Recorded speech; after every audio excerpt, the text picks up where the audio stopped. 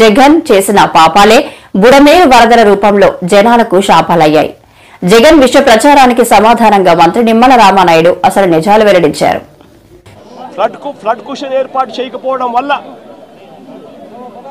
ఆ నీళ్లు పై నుంచి వచ్చే నీళ్లు కింద పులిచింతల కింద దిగువన వచ్చే నీళ్లు ఈ రెండు నీళ్లు కలిసి ఒక ప్రళయంగా ఏర్పడి చివరికి బుడమేరును కూడా కృష్ణానదికి పోవాల్సిన బుడమేరును కూడా తన ఇంటిని రక్షించుకునేందుకు బుడమేరులో కూడా అర్ధరాత్రి దాటిన తర్వాత ప్రజలకు నోటీసు ఇవ్వకుండా ప్రజలకు సమాచారం ఇవ్వకుండా బుడమేరులో గేట్లను కూడా ఎత్తేసి విజయవాడలోకి నేను పూర్తిగా పంపించడం జరిగింది.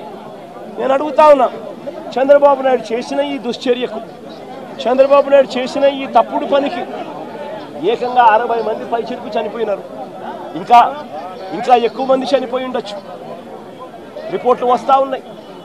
ఈ 60 మంది ఇంతకుముందు ఎప్పుడైనా తుఫాను వచ్చినప్పుడు 60 మంది చనిపోయిన ఘటన ఎప్పుడైనా మనం చూసామా?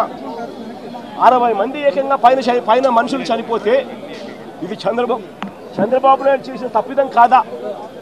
చంద్రబాబు నాయుడు మీద కేసు చంద్రబాబు నాయుడు గారి మీద నెగ్లిజెన్స్ కేసు అనేది ఎందుకు నమోదు చేయకూడదు అని అడుగుతా ఉన్నా.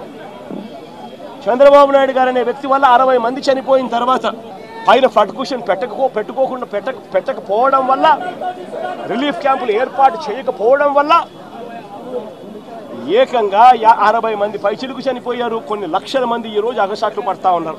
అయితే లూటీ చేశాడో మళ్ళీ తిరిగి అదే విధంగా ఈ రోజు ప్రజలను మభ్యపెట్టాలనేటువంటి మాయ చేయాలనేటువంటి ఆలోచనతో మళ్ళీ అదే అసత్యాలు అదే అబద్ధాలు ఆయన మాట్లాడుతున్నటువంటి పరిస్థితి. ఏదైతే ఈరోజు విజయవాడ నగరాన్ని ముంచేసినటువంటి బుడమేరు పాపం నీది కాదా అని చెప్పి జగన్మోహన్ రెడ్డిని సూటిగా అడుగుతూ ఉన్నా.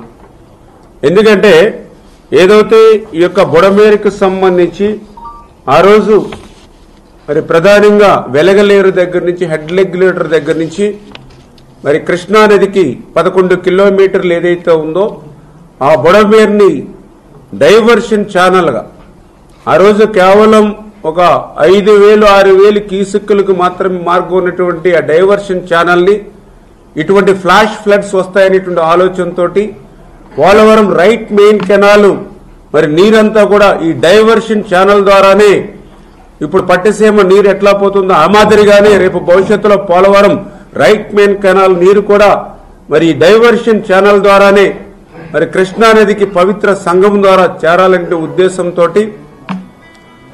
మరి ఏదైతే 37,500 క్యూసెక్కులు నీరు సామర్థ్యం కలిగేటువంటి విధంగా ఆ బుడమేరు ఏదైతే డైవర్షన్ ఛానల్ ని ఎక్స్టెండ్ చేయడానికి, అదేవిధంగా ఏదైతే లైనింగ్ చేయడానికి ఆ రోజు చంద్రబాబు నాయుడు గారు 2014లో మరి ఆయన నిజంగా 464 కోట్లు ఏదైతే జీవో నెంబర్ 638 జీవో తోటి 2014 సంవత్సరం 464 కోట్లు ఏదైతే లైనింగ్ కి అదేవిధంగా ఎక్స్టెన్స్ కి ఆ రోజు చంద్రబాబు నాయుడు గారు అధికారంలోకి వచ్చినటువంటి మరుక్షణమే బుడమేరుని ఎక్స్టెన్షన్ చేయాలి అనేటువంటి ఆలోచనతో ఆ రోజు జీవో ఇచ్చి టెండర్లు పిలిచి 3 ఏజెన్సీలు వచ్చి ఆ రోజు 5 సంవత్సరాల్లో మరి 70-80% పనులు చేస్తే మిగిలినటువంటి బ్యాలెన్స్ పనులు కూడా మరి ఆ రోజు 13 మరి ఏదైతే 3/2019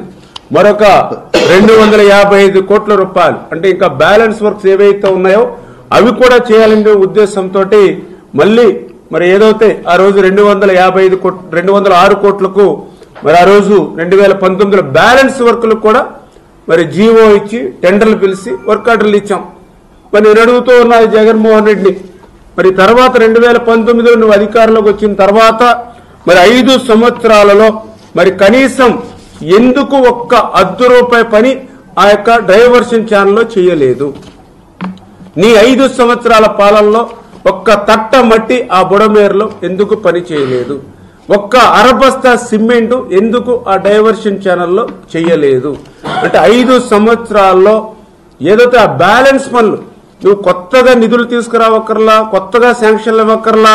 చంద్రబాబు నాయుడు గారు 80% ఏదైతే ఆ డైవర్షన్ ఛానల్ బుడమేరులో చేశారో ఆ మిగిలిన బ్యాలెన్స్ పనులు నీ 5 సంవత్సరాల్లో పూర్తి చేసి ఉండి ఉంటే ఈ రోజు ఆ బుడమేరు ఏదైతే డైవర్షన్ ఛానల్ ఆ లైనింగ్ పూర్తయి ఉంటే ఈవేళ గండ్లు పడి ఉండేవి కాదు కదా.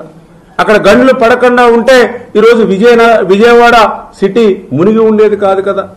అంటే ఈ రకంగా విజయవాడ పట్టణాన్ని నీ చేతగాని తనంతో నీ అసమర్థతో ముంచేసినటువంటి పాపం నీది కదా. ఏ ముఖం పెట్టుకుని మళ్ళీ నువ్వు బుడమేరు గురించి మాట్లాడుతున్నావని చెప్పి